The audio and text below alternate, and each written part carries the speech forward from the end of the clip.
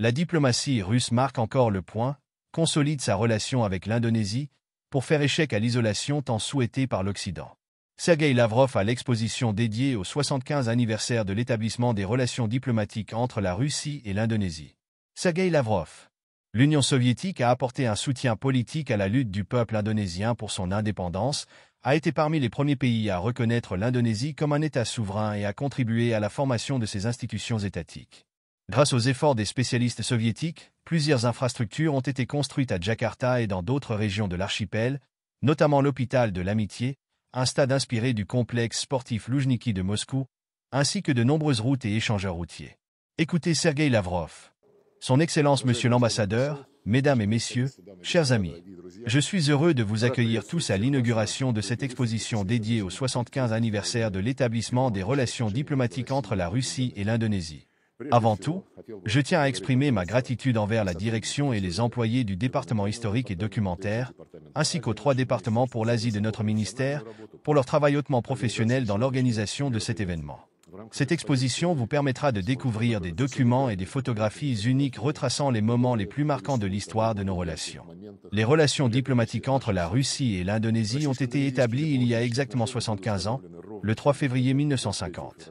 Dès le début, les contacts entre nos deux pays se sont distingués par un haut niveau de confiance, de respect mutuel et de compréhension réciproque.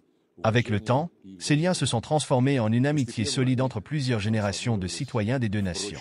L'Union soviétique a apporté un soutien politique à la lutte du peuple indonésien pour son indépendance, a été parmi les premiers pays à reconnaître l'Indonésie comme un État souverain et à contribuer à la formation de ses institutions étatiques.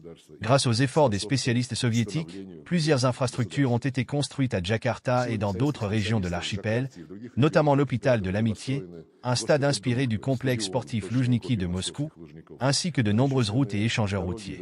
Ces réalisations sont devenues des symboles tangibles de la coopération fructueuse entre l'Union soviétique et l'Indonésie.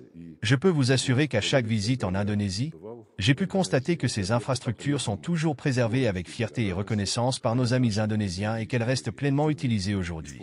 Des relations particulièrement étroites se sont établies dans les années 1960 entre Nikita Khrouchtchev et le premier président de l'Indonésie, Sukarno, qui s'est rendu en Union soviétique à 4 reprises.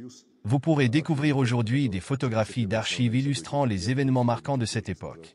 Nos relations, déjà riches et diversifiées, ont connu un nouvel élan à l'ère moderne. Nous considérons l'Indonésie comme une puissance influente et l'un des partenaires clés de la Russie dans la région Asie-Pacifique. Nos relations revêtent un caractère stratégique, et l'un des facteurs essentiels de leur succès est le dialogue politique actif, notamment au plus haut niveau. Nous accordons une attention prioritaire à la mise en œuvre des accords conclus lors des négociations entre le président Poutine et le président Subianto au Kremlin. En juillet de l'année dernière, nous espérons qu'à l'avenir, notre archive s'enrichira de nouvelles photographies illustrant une prochaine rencontre entre nos dirigeants. Nous travaillerons activement à cette fin. Nous apprécions la stabilité des contacts interparlementaires ainsi que les relations entre les différentes branches des gouvernements russes et indonésiens. Une attention particulière est accordée à la coopération dans le domaine de la défense et de la sécurité, où les visites réciproques de navires dans les ports de nos pays jouent un rôle essentiel.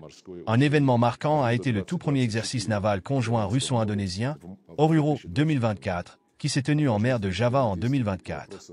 Nous avons également établi une coopération efficace en matière de sécurité de l'information et de cybersécurité, un domaine qui, aujourd'hui, joue un rôle déterminant dans la préservation de la souveraineté des États. D'excellentes bases ont été posées pour le développement des échanges commerciaux et des investissements. Nous identifions de nombreuses opportunités pour des initiatives mutuellement bénéfiques dans les secteurs de l'énergie, y compris l'énergie nucléaire à des fins pacifiques, de l'exploration spatiale, du développement agricole et du transport. La commission mixte russo-indonésienne pour la coopération économique, commerciale et technique, ainsi que ses groupes de travail, contribuent de manière significative à la diversification de notre collaboration bilatérale.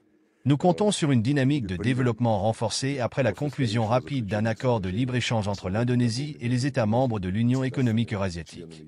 Par ailleurs, notre coopération dans le domaine humanitaire continue de se développer de manière soutenue et bénéficie du soutien de nos citoyens.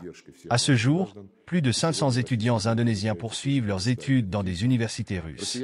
De leur côté, les Russes apprécient profondément l'hospitalité indonésienne, la richesse de sa culture et la beauté exotique de l'archipel. Afin de faciliter et d'amplifier notre collaboration dans l'ensemble du territoire indonésien, un consulat général de la Fédération de Russie ouvrira prochainement à Denpasar, sur l'île de Bali. Je tiens également à souligner la coordination fructueuse de nos pays sur la scène diplomatique, en particulier aux Nations Unies, ainsi que dans d'autres forums internationaux dans le cadre du partenariat de dialogue Russie-ASEAN. À cette liste s'ajoute désormais un nouvel acteur d'envergure mondiale, un groupement en pleine expansion, les BRICS élargis, et BRICS, dont l'Indonésie est devenue membre à part entière depuis le 1 janvier de cette année. Cette adhésion offrira à Jakarta de nouvelles opportunités en matière de coopération internationale, tout en renforçant considérablement le statut et la crédibilité des BRICS sur la scène mondiale. L'Indonésie, en tant que plus grand pays musulman du monde, jouera un rôle clé dans l'expression de la véritable voix du Sud global au sein de ce cadre multilatéral. Nous constatons avec satisfaction qu'au cours de ces 75 années, nous avons réussi à accumuler un volume considérable de relations amicales, fondées sur un potentiel matériel, spirituel et historique solide. De plus, un potentiel encore plus grand, sans aucun doute, attend d'être pleinement exploité. En nous appuyant sur nos riches traditions, notre amitié et notre sympathie mutuelle, nous continuerons, aux côtés de nos amis indonésiens, à œuvrer pour libérer ce potentiel, en enrichissant nos relations par de nouvelles perspectives, au bénéfice et à la satisfaction de nos peuples, et pour le bien de toute l'humanité. Je vous remercie de votre attention et vous souhaite une agréable visite de l'exposition. Résumé du discours. Le discours célèbre le 75 anniversaire des relations diplomatiques entre la Russie et l'Indonésie, soulignant l'histoire de leur coopération et les perspectives d'avenir. Il met en avant les liens historiques forts entre les deux nations, depuis le soutien soviétique à l'indépendance indonésienne jusqu'au projet d'infrastructure construit avec l'aide russe. Le partenariat stratégique actuel, marqué par une coopération politique, économique et militaire renforcée. L'entrée de l'Indonésie dans les BRICS, symbole de son engagement dans une politique étrangère indépendante et active. Le rôle clé de l'Indonésie dans les forums multilatéraux, notamment en tant que membre fondateur de l'ASEAN et du mouvement des non-alignés. L'importance des échanges culturels, éducatifs et touristiques, avec plus de 500 étudiants indonésiens en Russie et une présence diplomatique russe renforcée en Indonésie. Le discours se conclut en mettant en avant la solidité de l'amitié entre les deux pays, basée sur le respect mutuel, la coopération et un avenir commun dans un monde multipolaire. J'espère que vous avez aimé la vidéo et je vous demande de liker et de partager sans oublier de mettre vos commentaires.